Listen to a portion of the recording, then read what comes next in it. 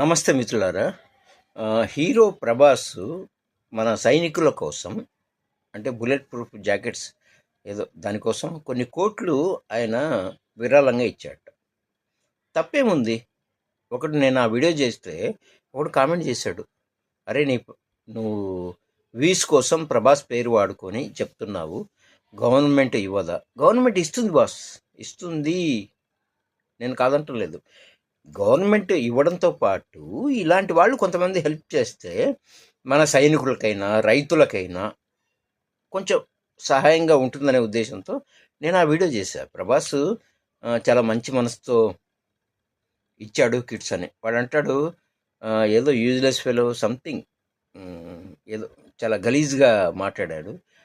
సరే, నాకు మానవత్వం ఉంది కాబట్టి నేను వాడిని తిట్టను. వ్యూస్ కోసం చేస్తున్నామంట. వాడి ఛానల్ చూశాను నేను. వాడి ఛానల్ 1, 2, 3 ఇవే, ఇంతే వ్యూస్. నాది వేలల్లో పోతుంది.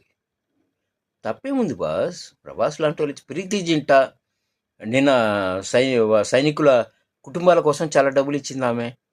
ఇస్తారు ఎంతోమంది. మనం ఇవ్వకపోతే ఎవరిస్తారు?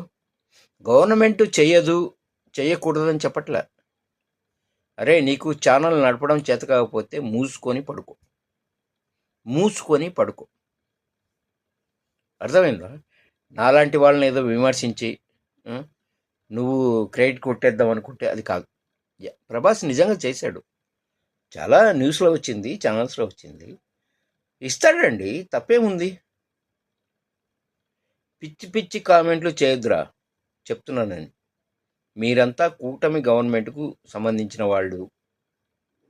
వైఎస్ ఫ్యామిలీ అంటే నాకు ఇష్టం, నేను చేస్తున్నా కాబట్టి నా మీద మీరు విమర్శలు చేస్తున్నారు. మీ ఇష్టం, చేసుకోండి. అవసరమైతే చెప్పి అరెస్ట్ కూడా చేయించుకోండి. నేను జైలుకి వెళ్ళడానికి కూడా రెడీ. So thank you.